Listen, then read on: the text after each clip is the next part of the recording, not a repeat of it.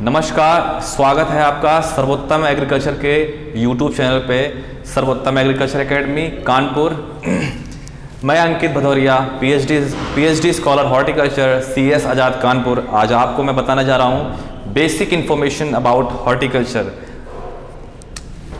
आइए हम जानते हैं basic information about horticultural discipline। हम यहाँ पर आज ये जानेंगे कि हॉर्टिकल्चर किसे कहते हैं और ये कहाँ से इसका जो ओरिजिनेटेड है। सबसे पहली बात, द वर्ड हॉर्टिकल्चर आपका जो है लैटिन भाषा के हॉर्टस एंड कल्चरा से लिया हुआ है।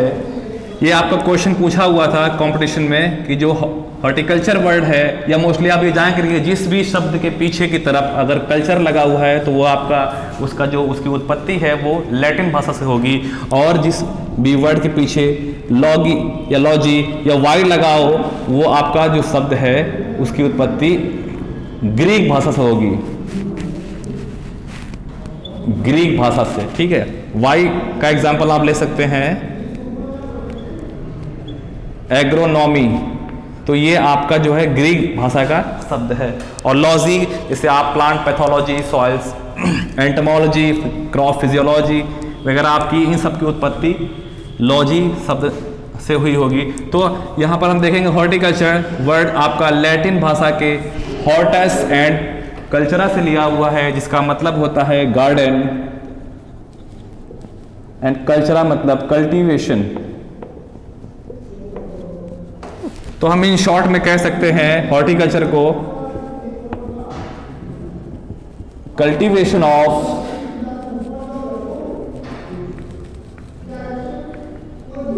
Garden plants is known as या is called as horticulture. Cultivation of garden plants is called as horticulture. Simple सी इसकी डेफिनेशन है, आराम से याद हो जाएगी। और ये कंपटीशन में ये वाला क्वेश्चन पूछा हुआ है कि ये किस भाषा का शब्द है, लैटिन भाषा का।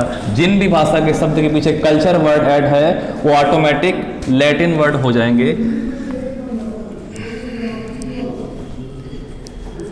तो हॉर्टिकल्चर के बारे में हम जानेंगे। Horticulture is a major branch of agriculture science in which we study about mostly fruits, vegetables, flowers, medicinal and aromatic plants,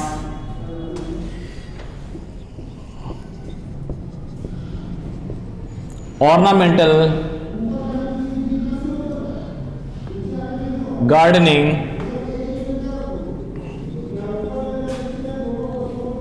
landscaping,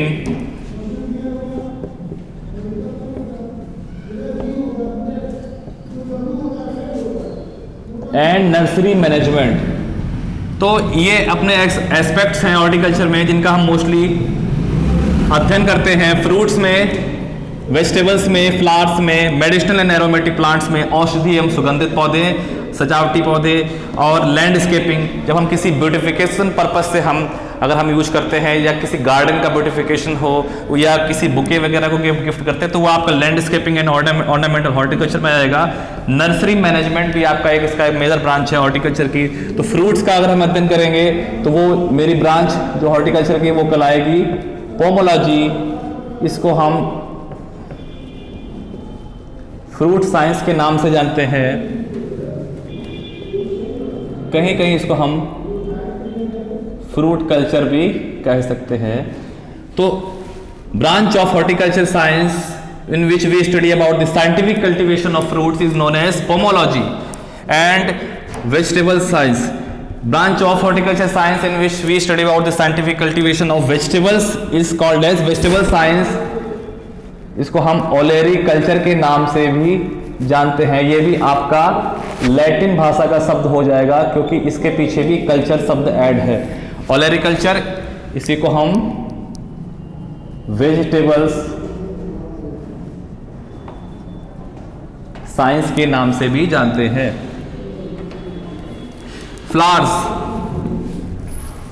branch of horticulture science where we study about the scientific cultivation and processing and post harvest technology of flowers is called as floriculture।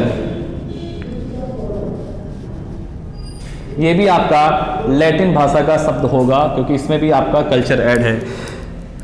इस branch के अंतर्गत हम औषधीय एवं सुगंधित पौधों का अध्ययन करते हैं। ये हमारी मेडिसिनल एंड एरोमेटिक प्लांट्स है। फॉर एग्जांपल आप तुलसी ले सकते हैं, और एरोमेटिक में आप खस का शरबत पीते हैं, एरोमेटिक प्लांट्स में उसकी ब्रांच में उसका हम अध्ययन करेंगे। तो ये मेजर ब्रांचेस हैं हॉर्टिकल्चर साइंस की। इसी के साथ हम आगे ये देखेंगे कि हॉर्टिकल्चर जो कि मेजर ब्रांच है आपकी एग्रीकल्चर साइंस की, इसमें अलग अलग क्वेश्चंस पूछे हुए हैं ऑलरेडी यूपी कैटेट के, बीएचयू के, पीजी के एंट्रेंस में। Fathers of horticulture discipline,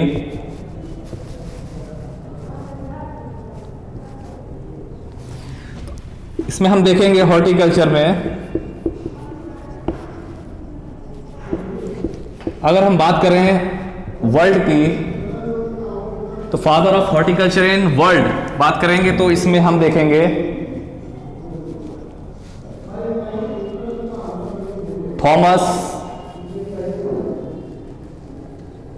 Andrew Knight.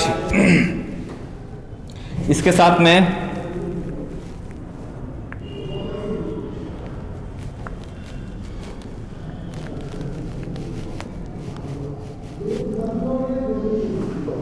Liberty Hyde ballet, इनको हम कहीं कहीं एलएच बैले के नाम से भी देखेंगे, लिखा हुआ मिलेगा आपको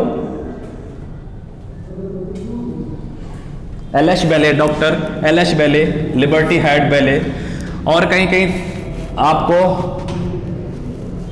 जॉन लिंडले भी मिल जाएंगे। तो कंबाइंड फॉर्म में हम कह सकते हैं कि father of horticulture in world Thomas Andrew Knight, Liberty Hyde Bailey and John Lindley.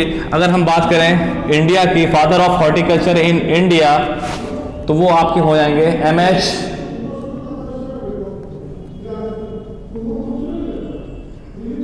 मैरीगोडा। Father of horticulture in India is MH Marigowda. अब हम बात करेंगे इसके आगे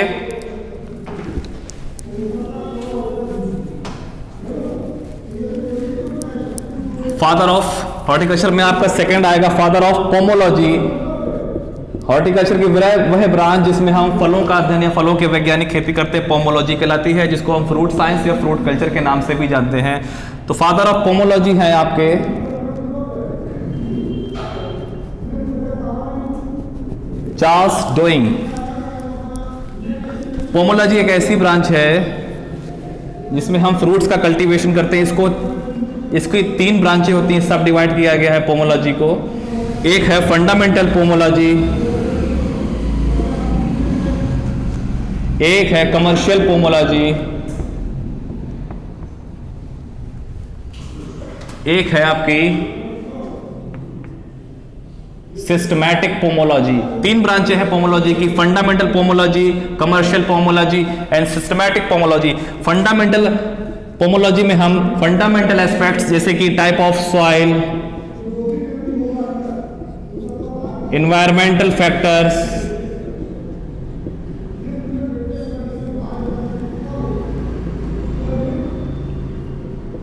जो हमें ऑर्चर्ड को इस्टेब्लिश करते समय जो हमारे फंडामेंटल एस्पेक्ट्स हैं उनका हम अध्ययन करते हैं इसमें फंडामेंटल पोमोलॉजी में। सेकेंड ब्रांच आपकी कमर्शियल पोमोलॉजी, जितने भी कमर्शियल एस्पेक्ट्स हैं, चाहे वो नर्सरी मैनेजमेंट हो,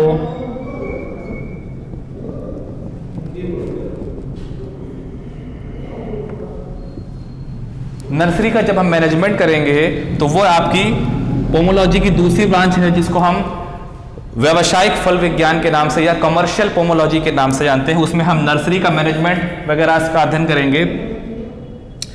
नर्सरी मैनेजमेंट के साथ साथ आप इसमें देखेंगे प्लांट का प्रोपगेशन,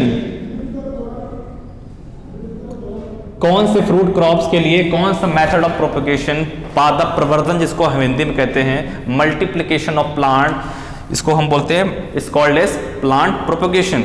1 से 2, 2 से 4, 4 से 8, 8 से 16 उसकी संख्या में बढ़ोतरी करने की जो प्रोसेस होती है वो प्लांट प्रोपगेशन कहलाती है, और वो भी हम इसके कमर्शियल पोमोलॉजी की ब्रांच में इसका अध्ययन करेंगे। प्लांटिंग सिस्टम, कौन सी विधि हमारे लिए, कौन से फ्रूट्स के लिए बेस्ट रहेगी। जैसे कि आपका कंपटीशन में पूछा जाता है कि आम्रपाली वैरायटी जो मैंगो की है वो ट्रायंगुलर सिस्टम जो कि प्लांटिंग सिस्टम है उसके लिए बेस्ट है, ये आपका पूछा हुआ प्रश्न है कि जो प्लांटिंग सिस्टम है, जो ट्रायंगुलर सिस्टम है वो मैंगो की, आम्रपाली के लिए, वैरायटी के लिए बेस्ट प्लांटिंग सिस्टम है। तो कहीं ना कहीं क्वेश्चन ये आपके कॉम्पिटिशन पूछे हुए हैं, चाहे वो BHU का PG एंट्रेंस हो, चाहे वो UP का टेट का हो, या डिफरेंट स्टेट एग्रीकल्चर यूनिवर्सिटीज़ के PG एंट्रेंस हो, उनमें कहीं ना कहीं क्वेश्चंस आपको रखे हुए मिलेंगे। तीसरी ब्रांच आपकी आती है सिस्टमैटिक पोमोलॉजी। ये जो ब्रांच है इसमें आप फ्रूट्स का classification,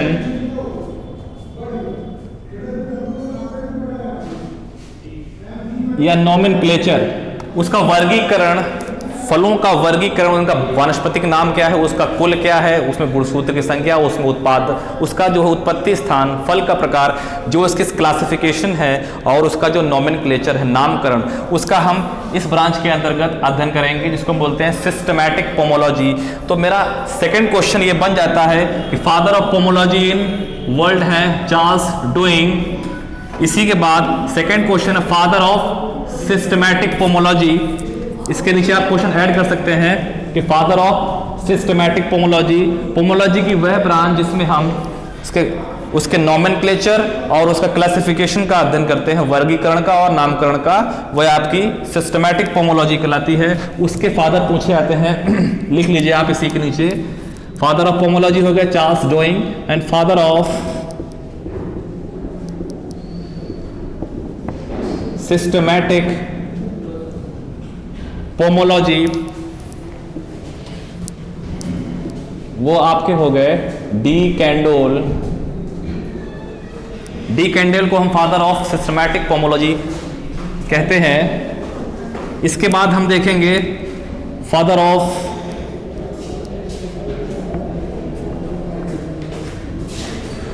vegetable science.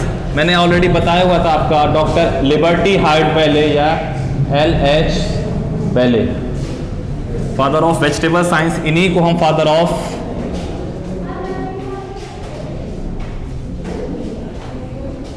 American horticulture के नाम से भी जानते हैं। ये दोनों के फादर हैं LH बेले।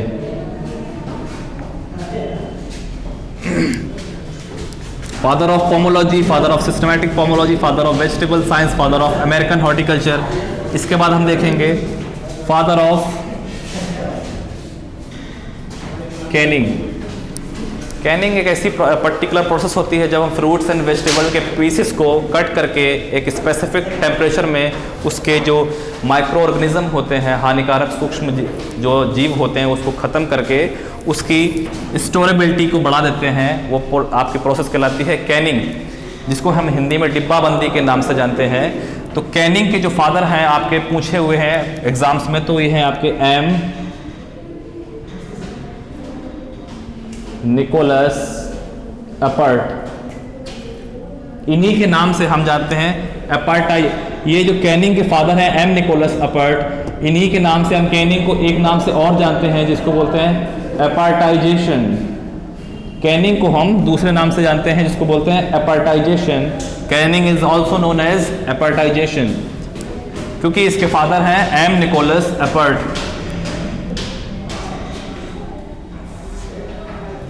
लास्ट में आपका आता है फादर ऑफ ऑर्नामेंटल गार्डनिंग, वो है आपके GS Randhawa. Father of ornamental gardening. जब हम किसी भी हॉर्टिकल्चर की इस ब्रांच के अंदर हम जो कि आपके अलंकृत पौधे हैं होते हैं, शोभाकारी एवं सजावटी पौधे हैं, उसका अध्ययन हम ऑर्नामेंटल गार्डनिंग में करते हैं, जिसका हम अलग अलग जगह प्रयोग देखने को मिलते हैं, चाहे वो शादी समारोह में हो, चाहे वो बुके प्रिपरेशन में हो, कभी भी हम इसका जो है फूलों का या फिर सजावट का हम अलग अलग इसका जो है यूज देखने को अपने डेली लाइफ में देखते हैं। तो वो आपकी जो इस ब्रांच में, इस ऑर्नामेंटल गार्डनिंग के अंतर्गत हम उसका जो है अध्ययन करते हैं, जिसके फादर आपके हैं जीएस रंधावा। तो father of horticulture in world Thomas Andrew Knight, Liberty Hyde Bailey, John Lindley, and father of horticulture in India MH Marigowda, father of pomology Charles Downing, father of systematic pomology De Candolle, and father of vegetable science Liberty Hyde Bailey या LH बेले के नाम से जानते हैं। इन्हीं को ही हम फादर ऑफ अमेरिकन हॉर्टिकल्चर के नाम से जानते हैं, एलएच बेले को। उसके बाद फादर ऑफ कैनिंग जो फ्रूट्स एंड वेजिटेबल्स को पीसेस में डिवाइड करके, टुकड़ों में काट कर हम एक निश्चित तापक्रम पर उसको गर्म करते हैं, ताकि उसमें हानिकारक जो जीव हैं उनको हम मार सकें, ख़त्म कर सकें, और उसको अधिक दिनों तक हम सुरक्षित या संरक्षित रख सकें। उसको हम कैनिंग बोलते हैं, हिंदी में डिब्बाबंदी के नाम से जानते हैं, जिसके फादर एम निकोलस एपर्ट हैं, और इस कैनिंग की प्रोसेस को एपर्टाइजेशन के नाम से भी जाना जाता है, क्योंकि इसके फादर हैं एम निकोलस एपर्ट। और लास्ट में father of ornamental gardening, horticulture की वह ब्रांच जिसमें हम शोभाकारी एवं सजावटी पौधों का अध्ययन करते हैं, उसको हम ऑर्नामेंटल गार्डनिंग कहते हैं, जिसके फादर हैं जीएस रंधावा। तो आज आपको मैंने बताया है कि बेसिक इंफॉर्मेशन अबाउट हॉर्टिकल्चर और उसके फादर्स हैं, जो कि विभिन्न प्रतियोगी परीक्षाओं में, चाहे वो यूपी कैटेट की हो, चाहे बीएचई की हो, या अदर स्टेट एग्रीकल्चर यूनिवर्सिटीज़ के जो पीजी के एंट्रेंस है, वो आपके क्वेश्चन ऑलरेडी पूछे हुए हैं। इसी के साथ मैं आपका धन्यवाद देता हूँ। नमस्कार।